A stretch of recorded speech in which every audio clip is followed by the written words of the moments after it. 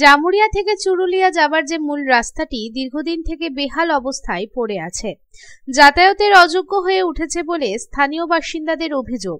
এই রাস্তা জামুরিয়া থানা মোড় থেকে শিরিষডাঙ্গা পারুথাওড়া পর্যন্ত পুর নিগম এলাকায় পড়ে এবং বাকিটি চুরুলিয়া পর্যন্ত পঞ্চায়েত এলাকায় পড়ে। পঞ্চায়েত এলাকার কাজ শুরু হলেও পুর নিগম এলাকার রাস্তাটির কাজ এখনো শুরু হয়নি। এর ফলে নিত্যযাত্রী ও ছাত্রছাত্রীদের চরম অসুবিধায় পড়তে হচ্ছে। এই রাস্তাটি দিয়ে 4টি হাই স্কুলের ছাত্রছাত্রীরা যাতায়াত ছাড়াও বহু নিত্যযাত্রী জামুরিয়া থানার পুলিশ যাতায়াত করে। এই রাস্তায় রয়েছে শিরিষডাঙ্গা হাসপাতাল, তাই এই রাস্তাটি অবিলম্বে মেরামতির প্রয়োজন রয়েছে বলে জানান স্থানীয় বাসিন্দা তথা চিকিৎসক ডক্টর লোহিত মণ্ডল। তিনি আরো বলেন, এই রাস্তায় বেশ কয়েকটি স্কুল আছে, সামনে থানা। চুরুলিয়ার মতো জায়গায় প্রচুর মানুষ যাতায়াত করে। 10-12টি গ্রাম এই রাস্তার উপর নির্ভর করে আছে। কোনো কারণে রাস্তার কাজ শুরু হয়নি। রাস্তাটিতে প্রচুর দুর্ঘটনা ঘটছে, বেশ কয়েকজন আহত হয়েছে। যত তাড়াতাড়ি সম্ভব রাস্তাটির কাজ শুরু করা হোক। সত্যি কথা বলতে এই বিষয়ে আমি দু একবার ওই ফেসবুকে একটা কমেন্ট করেছিলাম। এই রাস্তাটা এতই জরুরি রাস্তা। এক তো প্রথম হচ্ছে বেশ কয়েকটি স্কুল আছে, যেমন রাজপুর নন্দী হাই স্কুল, শিবপুর গ্রামের যেসব ছেলেমেয়েরা মানে পাড় হাউস পনিয়াটি যেসব ছেলেমেয়েরা তারা এই রাস্তা দিয়ে যাতায়াত করে। দ্বিতীয় নম্বরে সবচেয়ে বড় বড় যে থানা রয়েছে, যেটা সবসময় 24 ঘন্টা ডিউটি দিতে বাধ্য, কারণ আমাদের তো এখন অবস্থাটা বোঝাই যায় যে কোনো মুহূর্তে যে কোনো সময় বিভিন্ন ধরনের অসুবিধা হচ্ছেই।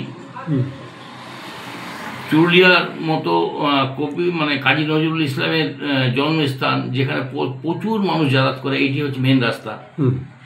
এছাড়া সত্তর, তালতোড়, মদনতোড়, লাইকাপুর, এরকম ধরনের বেশ প্রায় 10-12টি গ্রাম এই রাস্তার উপরে ডিপেন্ডেবল, এবং রাস্তাটি চলার সত্যি কথা বলতে চলার অযোগ্য। তো এই বিষয়ে আমি কথা বলার পর আমাদের এখানে যে ব্লক প্রেসিডেন্ট আছেন মানে মিস্টার সুব্রত অধিকারী, ওনার কাছে একটা মেসেজ পেয়েছেন যে উনি বলেছিলেন খুব শীঘ্রই এটা শুরু হবে। কিন্তু যাই হোক, যে কোনো কারণে হোক না কেন, ওটা এখনো পর্যন্ত কিন্তু শুরু হয়নি। তো মানে এতই জরুরি রাস্তা, যেটা মানুষের চলাচলের মানে অযোগ্য বর্তমানে বলা যেতে পারে, এবং প্রচুর মানে দুর্ঘটনা ঘটছে। তো যাই হোক, যত তাড়াতাড়ি হোক আমি সরকার বাহাদুরের কাছে বা এখানের লোকাল প্রশাসনের কাছে অনুরোধ করব যত তাড়াতাড়ি সম্ভব এটা যেন ব্যবস্থা নেওয়া হয়। অপরদিকে এই প্রসঙ্গে আসানসোল পুর নিগমের 1 নম্বর ওয়ার্ড কাউন্সিলর মৃদুল চক্রবর্তী জানান, এই রাস্তায় পাইপলাইনের কাজ চলছে। এই কাজ সম্পূর্ণ হলে রাস্তাটি মেরামতির কাজ শুরু হবে। দেখুন, দীর্ঘদিন বেহাল হয়ে পড়ে রয়েছে, ঠিক কথা। অ্যাকচুয়ালি রাস্তাটার উপর পাইপলাইনের কাজ চলছে।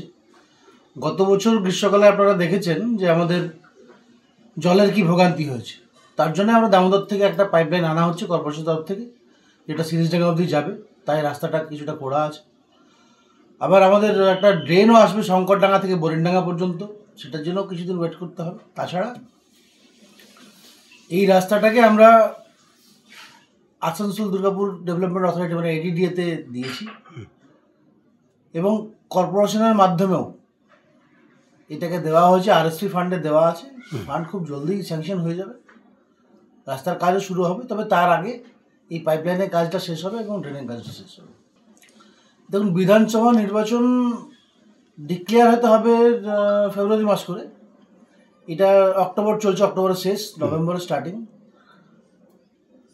আমি আশা রাখবো যে নভেম্বরের মধ্যেই আমাদের স্যাংশন হয়ে চলে আসবে রডটি, এবং ডিসেম্বর থেকে টেন্ডারের প্রসেসিং শেষ করে কাজ শুরু হয়ে যাবে। জামুরিয়া থেকে তারকনাথ মণ্ডলের রিপোর্ট, পাবলিক টাইমস।